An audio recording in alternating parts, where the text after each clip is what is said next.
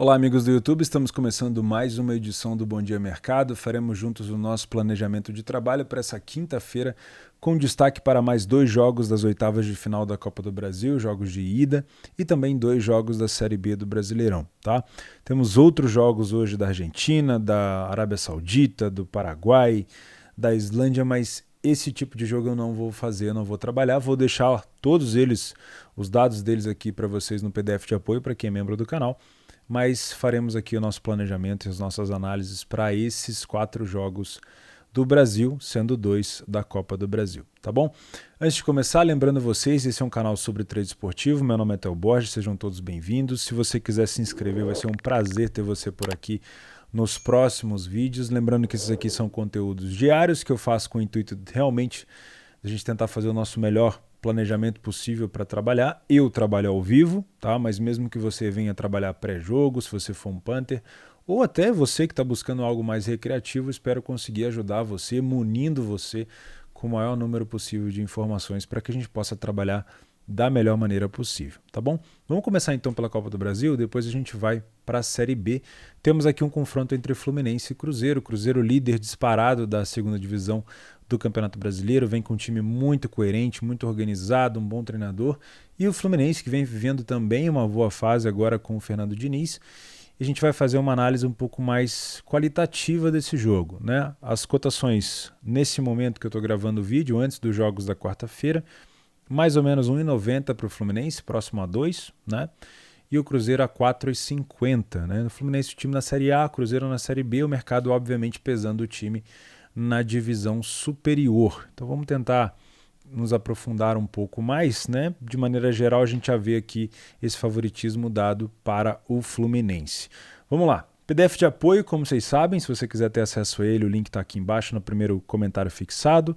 Basta você se tornar membro do canal que eu mando para você todos os dias, mas eu não vou tapar nada na tela aqui, você vai conseguir ver tudo, tá bom?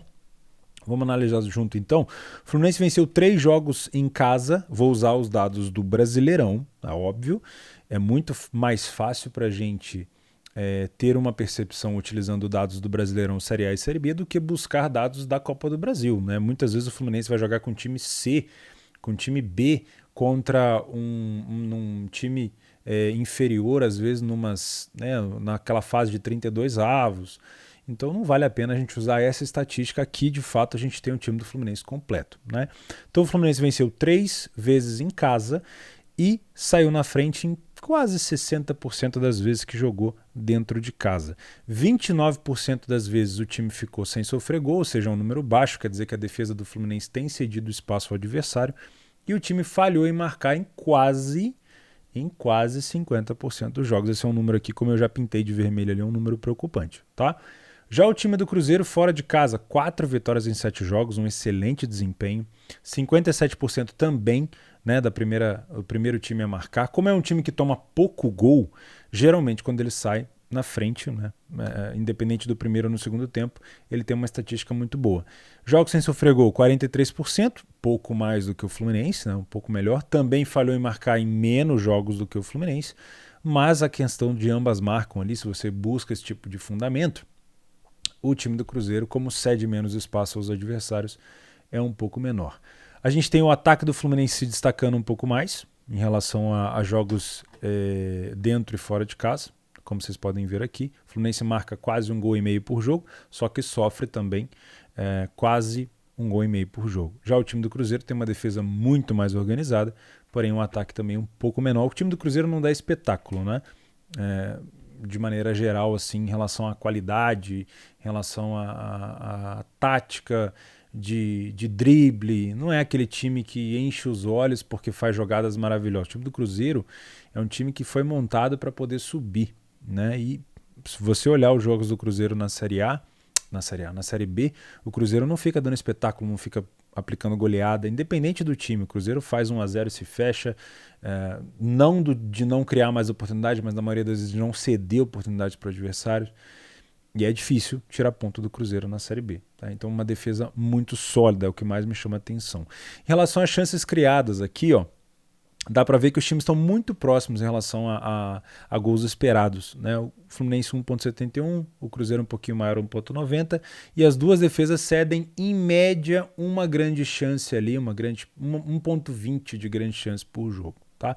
Vamos falar sobre o primeiro e o segundo tempo para ver o que a gente pode tirar aqui de informação para o trade e para as apostas. Afinal de contas, a gente tem um mercado tendendo para o lado do Fluminense. Será que a gente vai ter alguma oportunidade para trabalhar? Vamos lá.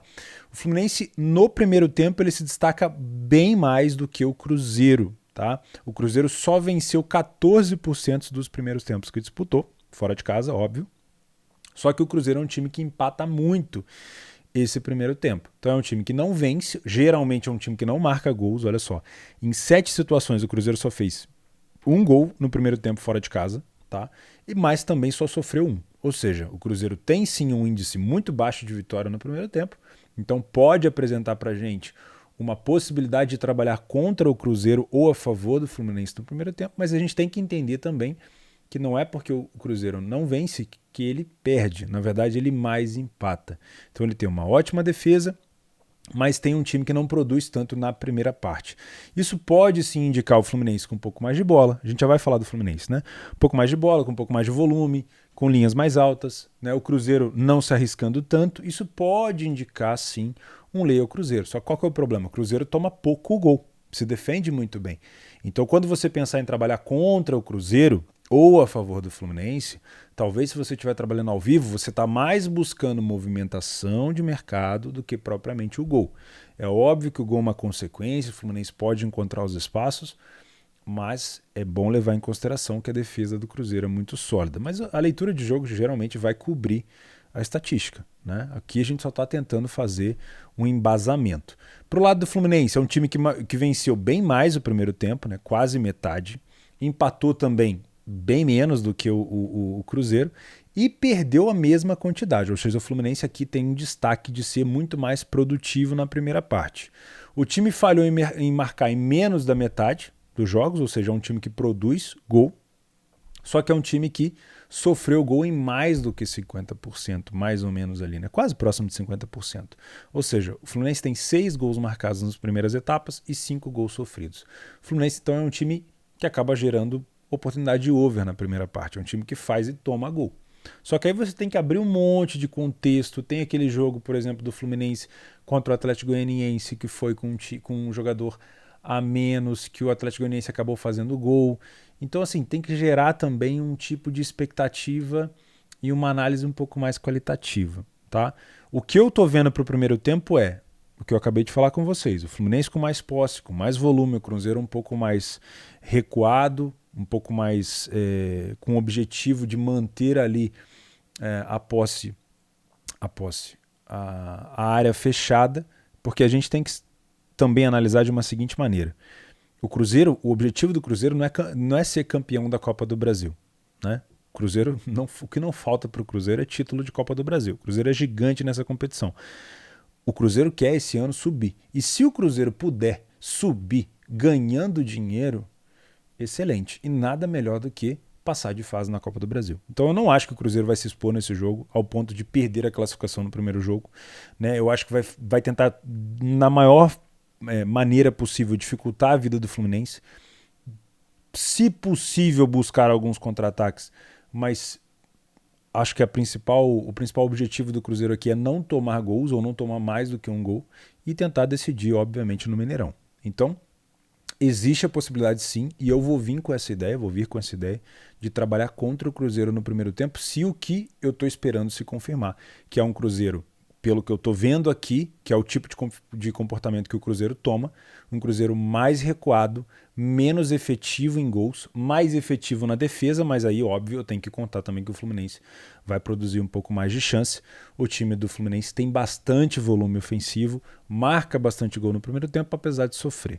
O que vai me tirar da posição o que vai me colocar na posição de lei Cruzeiro é isso que eu acabei de falar. O que vai me tirar é um Fluminense cedendo muito espaço e um Cruzeiro mostrando para mim que nesse jogo específico tudo que a gente embasou de estatística não está acontecendo. O Cruzeiro está contra-atacando, está um jogo de trocação, o Fluminense também cede espaço e aí eu prefiro ficar de fora do Match Odds. Mas se cumprir o que eu estou esperando, eu venho para esse jogo no primeiro tempo inicialmente para tentar trabalhar algo contra o Cruzeiro, desde que o Fluminense me passe uma segurança defensiva, tá?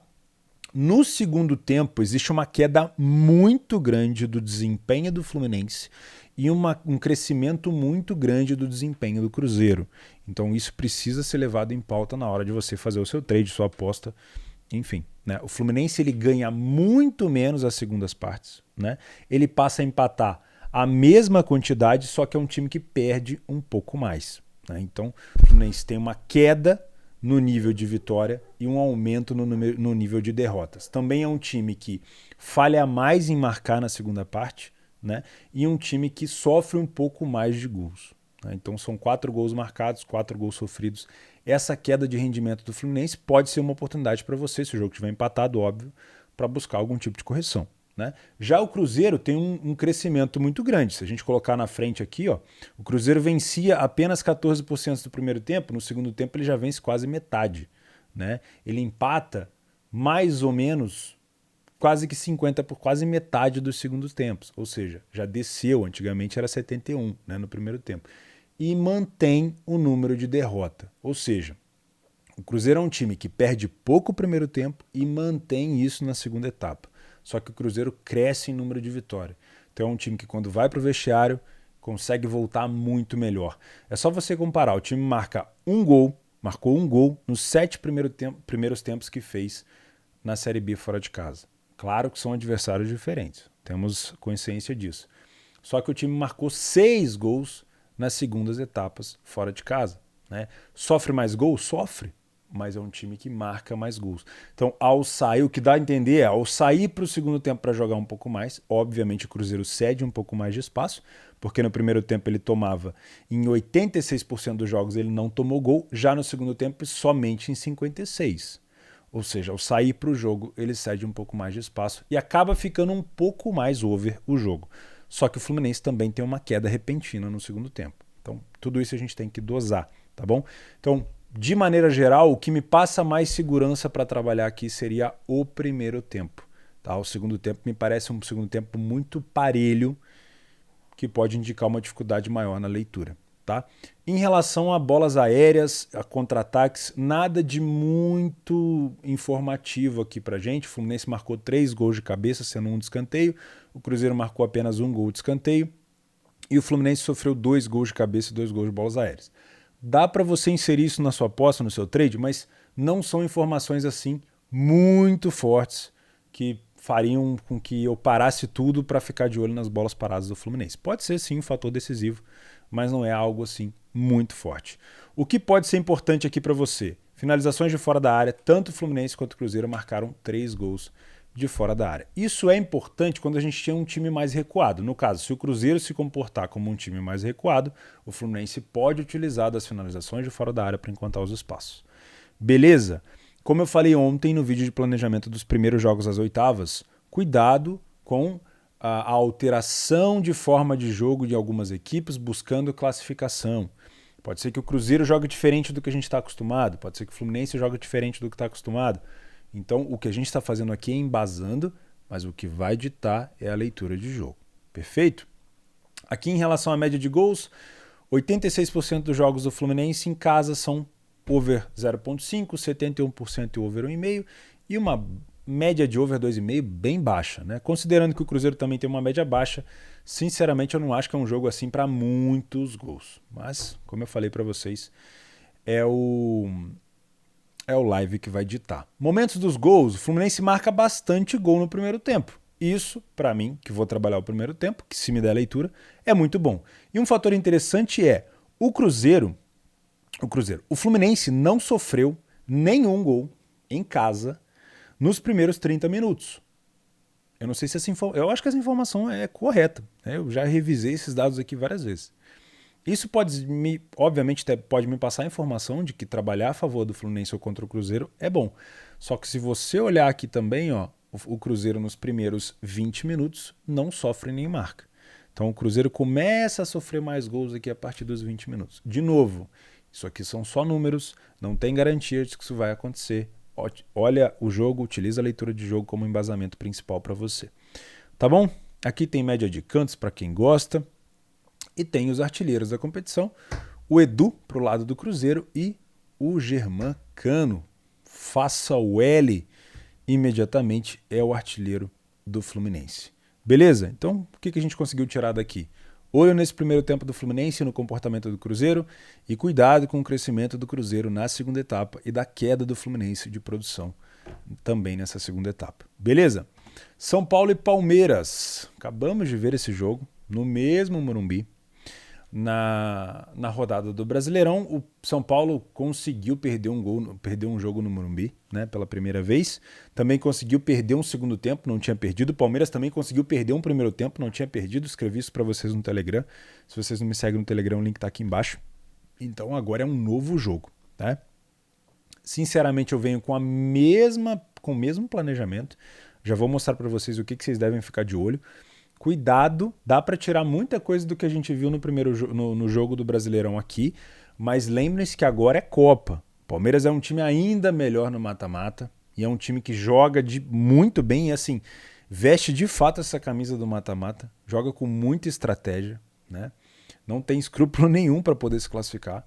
E o São Paulo precisa demais dessa Copa do Brasil, né? O São Paulo, se eu não me engano, nunca ganhou essa competição e é uma obsessão da torcida. Então, nada melhor do que vencer o Palmeiras no primeiro jogo. Mas vamos dar uma olhada. Esses dois times se enfrentaram recentemente em mata-mata da Libertadores, decidiram a final do Campeonato Paulista. São Paulo parecia que já tinha ganhado por 3-1, o Palmeiras foi lá e meteu 4. E jogaram agora no Brasileirão, estão disputando a liderança ali da competição junto com o Corinthians. Então, assim, tá uma disputa bem acirrada. Vamos para a segunda parte. Vamos para o segundo jogo da semana, se a gente contar que domingo, segunda-feira teve o jogo deles, entre São Paulo e Palmeiras. Vocês lembram já, né? Os dados, o Palmeiras é um excelente visitante, o São Paulo é um excelente mandante. O Palmeiras falhou em marcar em apenas 17% dos jogos, e esse foi o jogo contra o Flamengo no Maracanã. E o São Paulo não falhou em marcar em nenhuma situação dentro de casa. 83% das vezes o São Paulo é primeiro a marcar, já o Palmeiras é um pouco menos, porque ele não joga tão bem assim o primeiro tempo, eu já vou mostrar isso para vocês. Porcentagem de vitória é igual. Jogos sem sofrer gol, o São Paulo tem uma defesa melhor pior dentro de casa, é um time que constantemente sofre gol, já o Palmeiras tem uma defesa um pouco melhor. Média de gols, São Paulo tem uma média de gols melhor em casa, o Palmeiras 1,5 gols, e a defesa do Palmeiras é imensamente superior, não só ao São Paulo, mas a grande maioria dos times hoje no Brasil. O Palmeiras também cria um pouco mais de grandes chances por jogo, e cede um pouco mais também comparado ao São Paulo. Vamos ao que interessa? Trading, apostas, primeiro tempo. O primeiro tempo do São Paulo é um dos melhores do Brasileirão. Estou analisando a Copa do Brasil, mas eu tenho que falar do São Paulo, do Brasileirão. O São Paulo joga muito bem de fato o primeiro tempo. 67% dos primeiros tempos que disputou em casa no Morumbi, o São Paulo venceu. Empata pouco, perde pouco, falha em marcar pouco e metade desses primeiros tempos ele sequer tomou um gol. Então é um time muito bom na primeira etapa. Já o Palmeiras tem um crescimento absurdo na segunda parte, eu já vou falar isso com vocês, mas na primeira etapa não é um time que joga tão bem.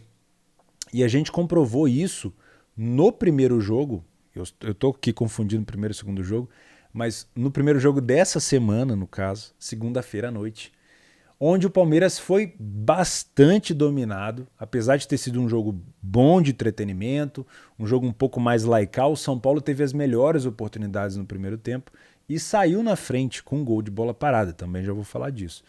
Então, o que dá a entender aqui é que mesmo sendo um jogo muito parelho, onde o Palmeiras tem uma cotação quase que de favorito, o São Paulo é superior na primeira etapa e pode continuar surpreendendo o Palmeiras na primeira etapa, né? Então, olha só, além do que eu já falei do São Paulo, 6 gols marcados, né? Uma média de um gol por jogo no primeiro tempo. O Palmeiras venceu muito menos, apesar de ter perdido pouco, né? Esse primeiro tempo que ele perdeu foi justamente contra o São Paulo, 17% aqui de 6 jogos é um jogo, e justamente foi esse jogo, o último jogo no Morumbi, né? Então, se teve alguém que conseguiu vencer o Palmeiras na primeira etapa, foi o São Paulo no Brasileirão. Em 50% das vezes o time empatou e somente em 33% ele venceu. Então o Palmeiras marca menos comparado ao São Paulo, mas também sofre menos, né? Então o que a gente pode esperar aqui? Eu acho que vai continuar sendo um jogo truncado, lá e cá, né? Quando eu digo truncado, um jogo mais disputado, mais gostoso de assistir do que de trabalhar, porque geralmente dá muito mais... tem uma dificuldade muito maior de você se posicionar no match odds num jogo com duas equipes que ficam se trocando, né, em relação à transição e ataque. Porém, o São Paulo costuma ter um pouco mais de domínio na primeira etapa. Tá?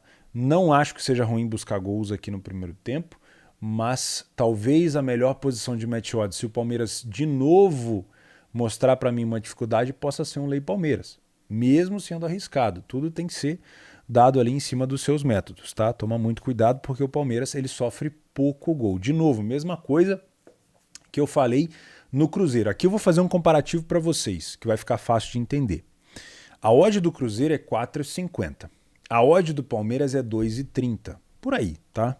Levem isso em consideração. A expectativa que o mercado tem no Cruzeiro é diferente da expectativa que o mercado tem no Palmeiras. Isso quer dizer que se o Cruzeiro começar mais recuado, o mercado vai entender que o Cruzeiro está jogando exatamente do jeito que o mercado esperava. Um time mais recuado com uma odd de 4,50, o Fluminense com a bola, girando bola ali na entrada, tentando finalizar e tudo mais. Então, não necessariamente a odd do Cruzeiro precisa continuar subindo ou corrigir, porque a odd já está alta. Ou seja, provavelmente a odd do Cruzeiro só vai corrigir se o Fluminense colocar o triplo às vezes de intensidade ou marcar um gol. Já no caso do Palmeiras e São Paulo, quando a gente tem duas odds parelhas, só o fato do São Paulo ser melhor na partida, não necessariamente marcando gol, só o fato do São Paulo estar se mostrando melhor já faz com que o Palmeiras corrija. Então, mesmo que eu tenha aqui, o time do Palmeiras não sofreu gol no primeiro tempo em 83% das vezes. Quem que marcou gol no Palmeiras no primeiro tempo? Só o São Paulo. No caso, Palmeiras fora de casa. Mas não necessariamente você precisa do gol do São Paulo, já que o Palmeiras sofre tão pouco, para ganhar dinheiro no Lei Palmeiras no primeiro tempo. Você pode ganhar dinheiro no Lei Palmeiras caso o Palmeiras esteja jogando menos do que o mercado espera, no caso mal, e que o São Paulo esteja jogando bem. Então não necessariamente você precisa do gol do São Paulo. Então essa estatística aqui, o Palmeiras não sofre gol no primeiro tempo. Se você trabalhar ao vivo e o seu objetivo é corrigir a odd do Palmeiras, basta que o São Paulo seja melhor e que você, obviamente, dose o seu risco na entrada, porque o Palmeiras pode marcar também, né? Ele falhou em marcar em 67% das vezes, mas isso não quer dizer que ele não possa marcar. Mas você não necessariamente precisa do gol, entendeu? Então, quando a gente trabalha correção, lê a pior equipe em campo, em cotações mais parelhas, você tem um pouco menos de segurança, já que você está contra, na maioria das vezes, a um time que é bom, mas que naquele momento, pelo fato dele estar jogando um pouco mal, você tem mais lucratividade, ou mais chance de lucrar, mais movimentação para pegar, entende? Então é um paralelo. Em jogos onde a odd está mais alta, você vai ter mais segurança e menos lucratividade. Em jogos onde a odd está mais baixa, no caso jogos parelhos, se eu tenho esse time aqui inferior, ele tem mais propensão a corrigir e eu tenho mais lucratividade. Contudo, mais risco. Beleza? Ficou claro? No segundo tempo, a gente já tem uma melhora muito grande do Palmeiras e uma queda bastante considerável do São Paulo. Não vou dizer assim bastante considerável, porque a gente está com a imagem do São Paulo recuado no jogo de segunda-feira à noite pelo Brasileirão. São Paulo simplesmente abdicou de jogar e chamou o Palmeiras para cima. E o Palmeiras, na sua arma da bola aérea, que é o próximo item que a gente vai falar, o Palmeiras se deu muito bem, né? Então, o São Paulo teve uma queda aqui de 17% do primeiro tempo para o segundo em relação à vitória. Manteve o número de empates, só que começou a perder um pouco mais, né? Falhou em marcar em metade dos jogos, bem no segundo tempo, bem mais do que no primeiro. No primeiro ele marca muito mais gols, então, ou seja, é mais... Porque, deixa eu explicar para você aqui, ó. Tem 6 gols na primeira parte do São Paulo, mas tem 6 gols na segunda. Como é que pode o São Paulo ter falhado em marcar, ter diminuído o número de gols? O que aconteceu? É que em algum jogo o São Paulo acabou goleando e colocou mais gols no segundo tempo, no mesmo jogo. No caso aqui do primeiro tempo, o São Paulo geralmente termina o primeiro tempo com um gol pelo menos. Então é assim que a gente analisa, tá? Cuidado para não ser pego aí na pegadinha. Em algum jogo, no segundo tempo, São Paulo sapecou gol em alguém. Provavelmente no Atlético Paranaense, não me lembro se foi assim, tá? Então o São Paulo, ele marca um pouco menos, ele falha um pouco mais em marcar na segunda etapa, né? Ele aumenta a sua efetividade defensiva, né? Então dá para sentir isso pelo comportamento do Rogério no jogo de segunda. O São Paulo recuou, tentando se blindar já com a vantagem, mas como o Palmeiras é um time muito forte e tem uma boa bola aérea, o São Paulo acabou sofrendo. O ciclo natural daquele jogo era o São Paulo tentar segurar até o finalzinho, e acabou o jogo. Mas o Palmeiras foi efetivo na bola aérea. Então toma muito cuidado que existe um crescimento muito grande do Palmeiras na segunda parte e uma redução considerável do poderio ofensivo do São Paulo na segunda, tá? Saiba dosar aí. Você acabou de assistir o jogo de segunda, você vai saber o que fazer, tá? Eu venho mais para o primeiro tempo para trabalhar também. Já vou até marcar aqui. Mas eu quero falar outra coisa com vocês que eu já vou marcar aqui agora, que é as bolas paradas.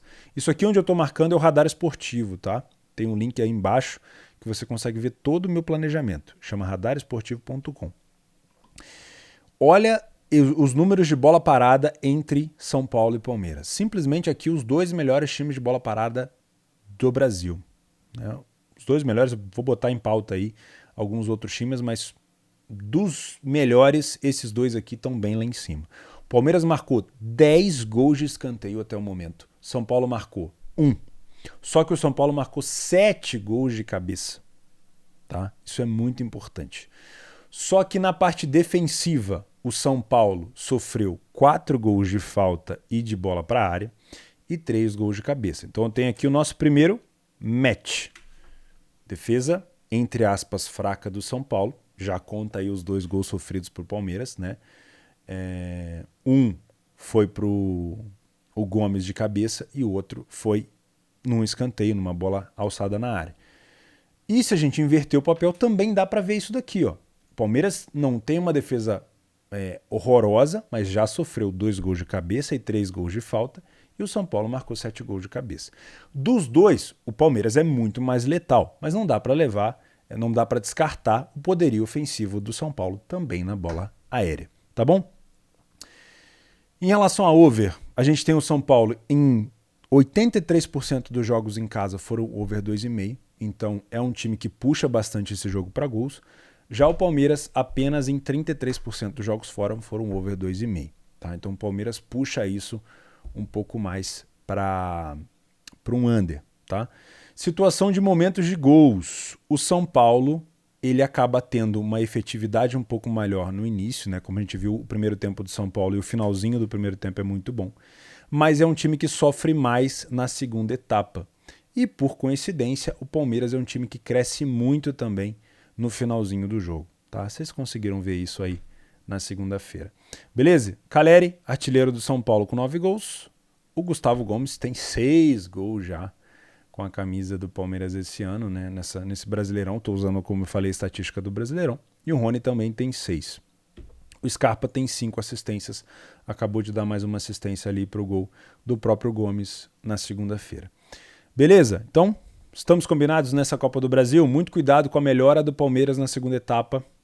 E não achem absurdo uma possível correção do Palmeiras na primeira, né? Porque o São Paulo é muito bom. Vamos ver se o São Paulo vai mudar alguma coisa, né? Fluminense deve ter posse e volume no primeiro tempo e o Cruzeiro melhora muito na segunda etapa. Lembrando, isso tudo é em cima de estatística e o que vai ditar o trabalho é o live. Vamos fechar com Série B, Ponte Preta e Sampaio Corrêa. A classificação da Ponte é o vice, vocês não estão vendo aí por causa do monitor grande, mas é o vice-lanterna da competição com 12 pontos. Como mandante, a Ponte só venceu 2 partidas, mas também só perdeu 2. E como visitante, o Sampaio Corrêa é um dos piores. É o pior visitante com 0 vitórias, 6 derrotas e 1 empate. Só marcou 2 gols fora de casa. Então provavelmente é isso que está fazendo essa odd da Ponte Preta estar próxima de 2. O péssimo desempenho do Sampaio Corrêa. Dá para ver pela cor, né? Não que a Ponte Preta esteja completamente verde, inclusive seria um insulto, né? Porque o grande rival da Ponte Preta é verde. Mas aqui no PDF de apoio Não tem nada verde aqui na Ponte, né? A não ser jogos sem sofrer gols. Então, o time do Sampaio realmente é muito fraco nessa questão de desempenho fora de casa. Será que isso é o suficiente para manter essa odd da Ponte a 2,10, a próxima a 2? Não sei. O ataque da Ponte é fraco, o do Sampaio é horroroso também, só marcou 2 gols. A média de defesas de qualidade defensiva da Ponte Preta é um pouco melhor, né? O time toma meio gol por jogo em casa, já o Sampaio quase 1,5 gol, né? Em relação ao primeiro tempo, não dá para tirar muita coisa boa aqui. A Ponte venceu pouco os primeiros tempos, mais empatou do que venceu. Só que é um time que não perdeu nenhum primeiro tempo em casa ainda. Já o time do Sampaio Corrêa, quase 60% das vezes ele perde o primeiro tempo, nas outras situações ele empata. O time nunca venceu uma primeira etapa no primeiro tempo. Olha isso. O Sampaio nunca venceu um primeiro tempo fora, a Ponte nunca perdeu um primeiro tempo em casa. Isso quer dizer alguma coisa? Não. Pelas estatísticas está mais para empate, né? Mas vamos lá. O time da Ponte ainda não sofreu gol em casa no primeiro tempo. Já o time do Sampaio Corrêa falhou em marcar em quase 86%, em quase 90% dos jogos no primeiro tempo. Mesmo achando essa odd da Ponte Preta baixa, pode ser que a gente tenha sim uma possível correção da odd do Sampaio Corrêa, que está próximo a 4, pelo desempenho tão ruim do time fora de casa na primeira etapa. Já no segundo tempo, aí vira pega para capar. O Sampaio Corrêa melhora um pouco, não tanto, mas melhora um pouco, e o time da Ponte já começa a cair. Então, no segundo tempo, é terra sem lei, é difícil puxar alguma coisa aqui, tá? Toma muito cuidado com isso. Beleza? O time do Sampaio continua fraco, mas ele dá uma leve melhorada no segundo tempo. Já o time da Ponte tem uma queda. Nada de muito especial em relação a gols de cabeça, só a Ponte Preta que sofreu 3 e o Sampaio que sofreu 2, e somente. Né? Então não é um jogo com uma tendência muito grande aqui de gols. Somente em 17% dos jogos da Ponte em casa foram over 2,5 e 29% apenas dos jogos do Sampaio fora foram over 2,5. Jogo com uma tendência de ser bem fraco, tá? Então muito cuidado aí na hora de se posicionar. Dá para buscar alguma coisa no lei para a equipe em campo, tá? Mas de preferência no primeiro tempo, porque o Sampaio é muito fraco ali.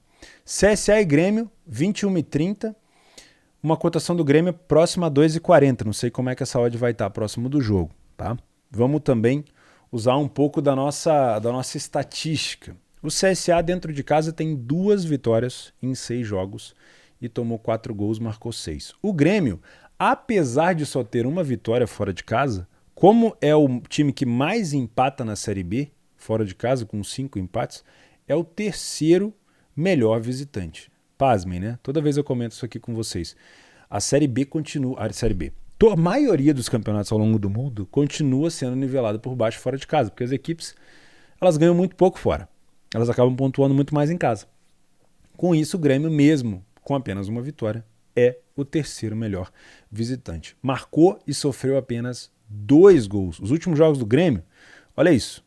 0-0 com o Sport, 0-0 com o Vasco, 0-0 com o Vila Nova, 1-1 com o Ituano, perdeu para o Cruzeiro no Mineirão de 1-0 e ganhou do Operário por 1-0.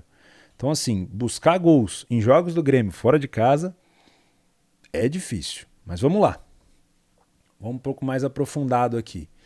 O time do CSA tem 2 vitórias, como eu falei, já o time do Grêmio somente uma, né, contra o Operário.